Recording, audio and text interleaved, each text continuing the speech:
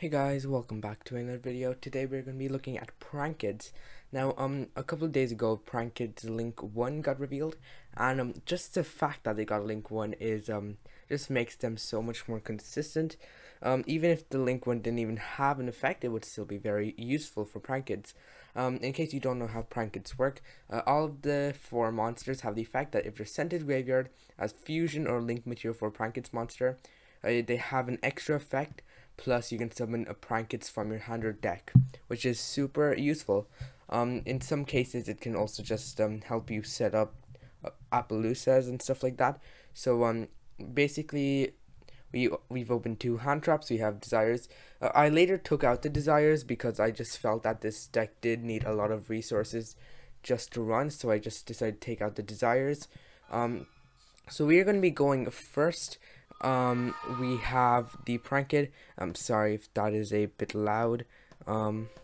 So we're gonna start off by normal summoning Lampsies, and then we're gonna go into the new link 1, which will come in Phantom Rage, Meow Meow. What this does, it requires a level 4 lower prank kids monster, so we can't use any of the fusions as material. And if a prank kids monster would tribute itself to activate its effect during your opponent's turn, you can banish it from your graveyard instead. So basically all of the fusions and all the links except Meow Meow, of course, have the effect that they tribute themselves to gain a different effect. For example, this card right here, Prank Kids Battle Butler, can tribute itself to destroy everything your opponent controls, all monsters. So you can just banish Meow Meow from your graveyard instead. So we're going to be using the effect of Lampsies, who can summon Fancies from our deck. Next, we're going to be linking those 2 off for a bird. So now what the bird does, when it's linked someone, you can search a prank and spell or trap. So now we're going to use bird chainlink 1, Fancies chainlink 2, because we do want the bird to resolve more importantly than the Fancies. And then we will just go ahead, we summon Dropsies, and we get the search for Pandemonium. Also, we're going to be dumping Prank Kids Play, so this was a bit of a misplay by me. Usually you would dump just Prank Kids Plan, but I already have it in my hand. I later just improvised just to put in Prank Kids pranks into the graveyard, just because it does become useful later on.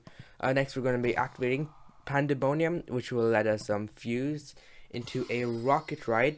And now the effect of Dropsies will trigger, which will summon Roxies from our deck. Now a Rocket Ride will trigger, which will summon Dropsies and our Cockadoodle-Doo. And Cockadoodle-Doo has the effect to tribute itself to add 2 Prank Kids cards with different names from our graveyard to your hand. So we're going to add a couple of stuff. We're going to go into the dog. We're going to activate the effect of Roxies. We banish 1, draw 1. I banished the effect wheeler for some reason. We probably could have banished the Pot of Desires instead. And we get the summon for Lampsies. Really, you can just get the summon for any of the 3 materials for this card. Battle Butler, it requires Lampsies plus Dropsies plus Fancies. You can just get any of them out, doesn't matter. And we're going to activate Place, because why not? We get the extra search, but once again, I should have got a Prank Kids Prank, because it will let us get an extra token, which can become useful for summoning a Rip Roaring Roller Coaster, Rip Rolling Roaster, which is a heavy storm duster. And pretty much you're going to activate a Pot of Desire at the end. We draw 2, and we get a Call by Grave, which I guess is nice. Next we're up against Dino DNA. We're going to be ashing his Fossil Dig, and he's going to chain Call by the Grave, unfortunately. We're just going to chain our dog, which will get us back our other 2 materials for our Battle Butler. In this case, it's Dropsies and Fancies. Also, by the way, we started off with 5 cards in our hand earlier, and now we've gone +5 till now. So now he's going to be searching Miscellaneousaurus, I believe. He's going to normal summon Overraptor. Don't know why he didn't first activate Miscellaneousaurus. I mean, I could have just called by the Grave it. Didn't really matter too much. But he's going to activate Soul Eating Overraptor. I'm going to be chaining my Pandemonium, and we are going to be fusing everything for a Battle Butler. He's going to be searching a copy of UCT, and we're gonna activate Pranks. I believe just makes every monster we control gain 500, and we'll activate the effect of all 3 of the monsters we use to fusion summon. We summon out 3 other Prankets from our deck. It doesn't really matter too much what we summon out. I just summon out 2 Dropsies, mainly just because it helps us go into Totally Awesome because both of them are Aqua types. He's gonna activate Miscellaneousaurus for some reason. I just called by the grave that, and he kind of surrenders. He didn't really have too much of a follow-up play from there. Anytime I wanted, I could have just blown his entire field off with Battle Butler, and I could just banish Meow Meow from a graveyard instead. And I believe this is enough for an OTK. Yes, it is enough for an OTK. So we'll go on to our next replay then. So right here we are up against a DDD. They've opened 2 Lamia plus 2 Kepler. Must be great. And we have opened 2 Fansies and a Place. So now we can just go ahead, use our Prankets. Oh no, they're going first, sorry. He's going to start off by searching Dark Contract with the Gate, and then he'll get the search for a Swirl Slime. Now you can just go ahead, use Abyss Ragnarok, so that as soon as he fusion summons, he'll get to revive a card from his graveyard. He's gonna be summoning Vanilla Genghis. Okay, he's gonna be going for the Swirl Slime first. He's gonna go summon that, and he's going to synchro into a Gust Alexander. Now Gust Alexander, or is it the other synchro? I can't remember. One of them just, yep, it's this one, Curse King Siegfried, just negates spells and traps. He's going to activate the effect of his Ragnarok now, reviving his Genghis, and then he's going to activate the effect of his Alexander. Since another DD was summoned, he can summon another monster, and then he can activate the Genghis. Since another DD was summoned, he can summon another monster. This is kind of getting out of hand now. He's going to go for a Crystal Wing, and he's going to go for a Siegfried. So he goes for those 2. And then, yes, we drew the Pot of Avarice. As I said, this deck does require a lot of materials, so it's really nice to just recycle them. He has a Spell Negate and a Monster Negate. We're going to start off with the Prankets Place. I think he thought it was necessary. He just negates it with a Siegfried. Okay. We're just going to fire off that Poly now. We fuse those 2 into a Rocket Ride. We're going to activate Fancies and Chainlink to Rocket Ride just to chain block against Ash Blossom and his Crystal Wing 2. And well, we used Prankets Place 2 as Chainlink 3 just to chain block against everything. So we're going to be dumping a copy of Lampseeds. I meant to, I thought I would get this summoned straight up, so I just picked the Lampseeds, and then I realized, oh, they were asking me for confirmation. We're going to activate a Rocket Ride. He's probably going to negate that with Crystal Wing. Yes, he does. But that's okay. We still have a play. We can just go for Meow Meow. We will chain block against Ash again using the Prankets Place. Next, we're going to go for the Dropsies, and then we have the Avarice, which will let us summon out everything. Next, we're going to go for a Cock-a-doodle-doo. It will let us search stuff. We're going to do more stuff, I guess. And we're going to be searching Prankets Pranks, mainly because we do have the Pandemonium in hand already. We're going to activate Pranks. We're going to discard 1, summon a token, and then we're going to go into a Rip Roaring Roller Coaster. Roxy's will banish 1, summon 1. We'll normal summon this Roxy's right here. We're going to attack for some damage, and that will trigger, I guess it gains life points or something. And then we can use the effects of Pranks in order to get shuffle stuff back. It's basically an Avarice during the end phase. So now during our opponent's turn, he's going to be taking 1000 damage off his Dark Contract. He's going to activate Savant Kepler. We're going to be chaining lots of stuff right here. So yes, lots of stuff was chained. Everything was destroyed. And he searches Dark Contract with the Mud King thing. We can activate the effect of the 2 things we fused with, and all of this. As the chain links are pretty weird. And yep, we get to summon some more stuff. So yeah, 4 monsters on the field, which I guess is great. He's gonna activate Swamp King, which will let him fuse into a High Flame King Genghis. That's a bit oof. And then he's just gonna use the effect of Lamia, summon its back, and then he can use Genghis, summon something back, and then he's gonna be using Siegfried to negate that, and then he summons Kali Yuga.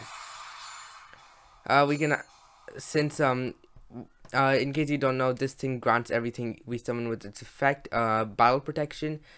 He should have attacked these two. He might have gotten some better stuff. But okay. We drew another pranks. I don't think that's too useful. We can use the effect of Fancy, summon out Dropsies. We can overlay into a Toad, into a Cockadoodle-Doo, and then we can do stuff. And I'm just going to chain a Toad to his Crystal Wing, which will let me just take that. Just take it. And then we can deal damage. We summon Dropsies, and then we can just use the effect of the Toad, get more stuff. At this point I should have gone for a Boral Sword, because Pandemonium does lock me into Prankids. That was a very big misplay on my part, my bad. We're just gonna get more stuff done.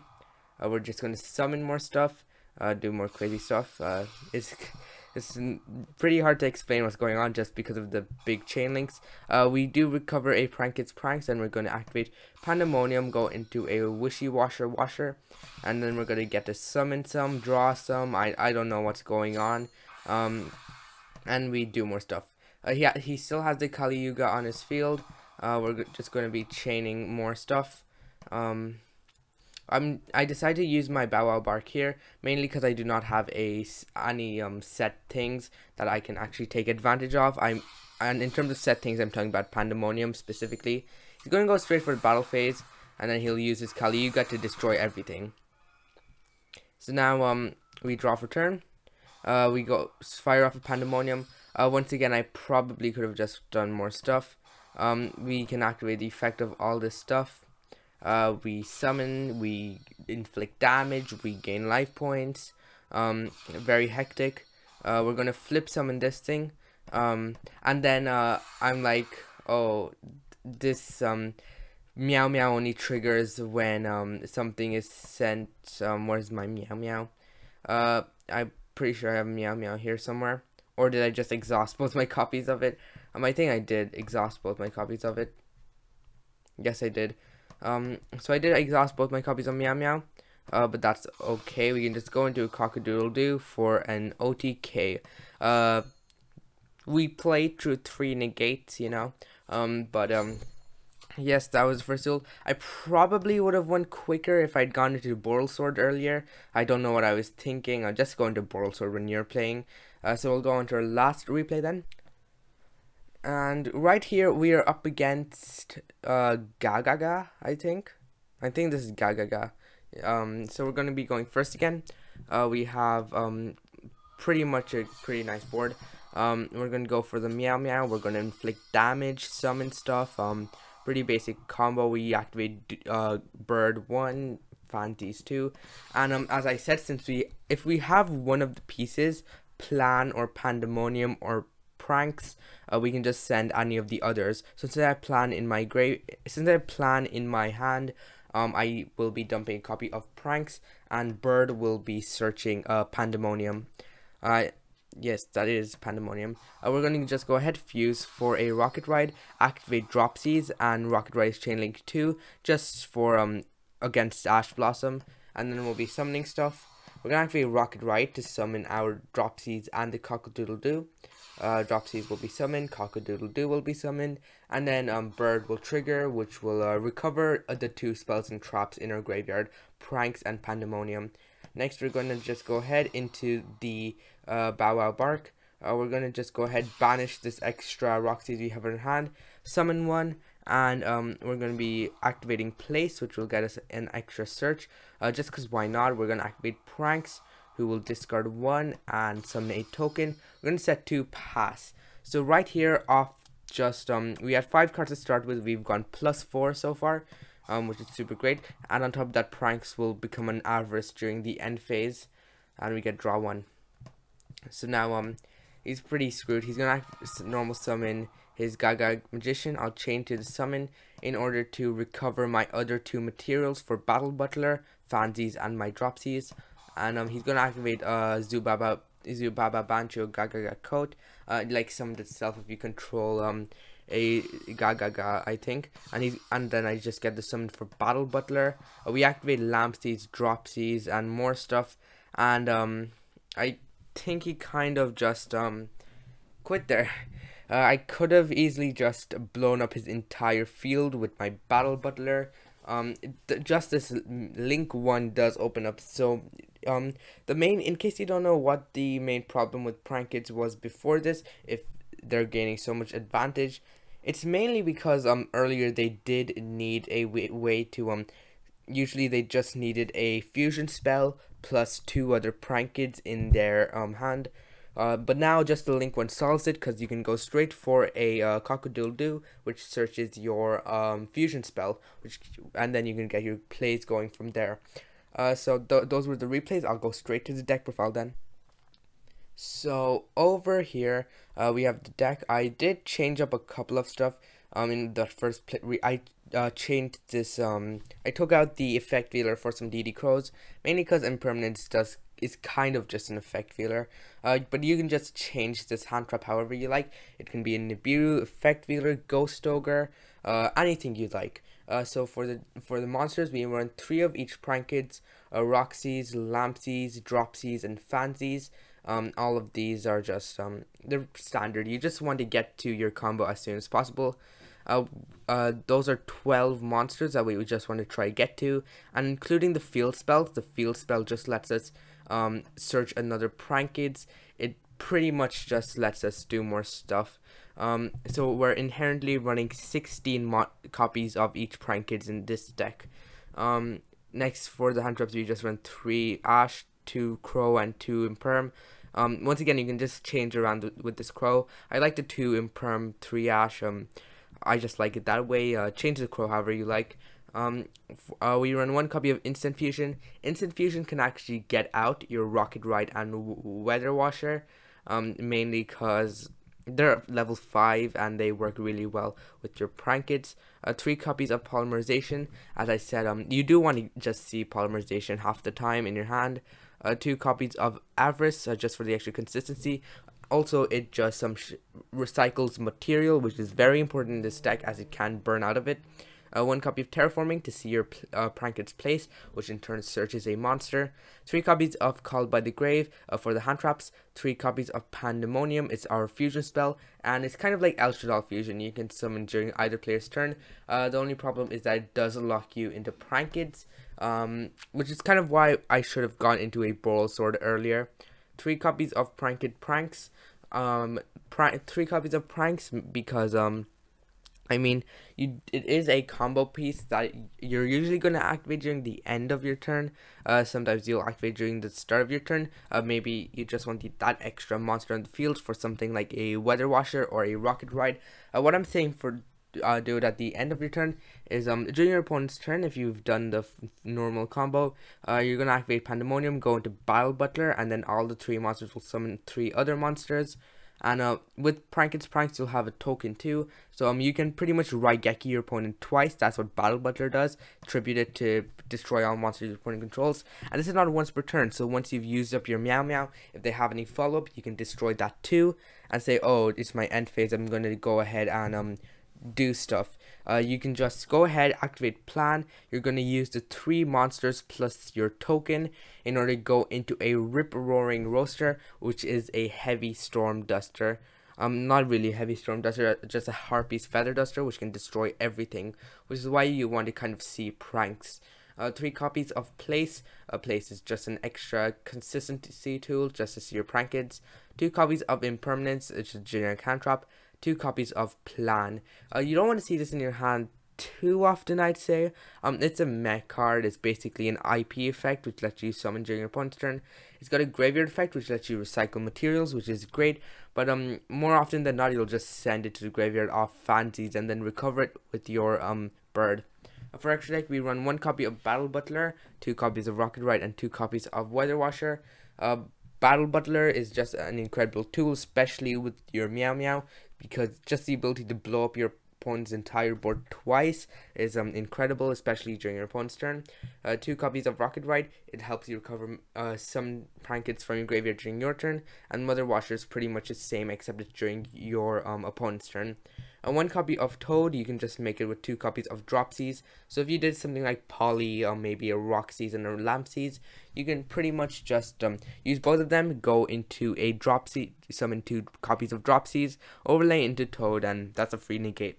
One copy of Rip Roaring Roller Coaster. As you see, we're running only 1 copy of the big ones and 2 of the other ones, mainly because you're going to be using the small ones a lot more than your big ones. What Rip Roaring Roller Coaster can do, it's destroy. You can tribute it to destroy all spells and traps your opponent controls, which is super great, especially during the end of your opponent's turn. Once you've blown up their field twice with Battle Butler, you can activate Plan and then just link into it, tribute it, and blow up everything. On top of that, you will have like 4 other cards in your hand, which is pretty insane. 1 copy of Sword, 1 copy of Appaloosa. Both of these are very hard cards to contend with. Sword just increases your ODK potential a lot, and Appaloosa, you don't see it too much, to be honest, but it does help a lot. 2 copies of Cock-a-Doodle-Doo just helps you search your fusion spell, which is one of the main problems Prankets had, not being able to get to their fusion spell fast enough. 2 copies of Bow Wow Bark.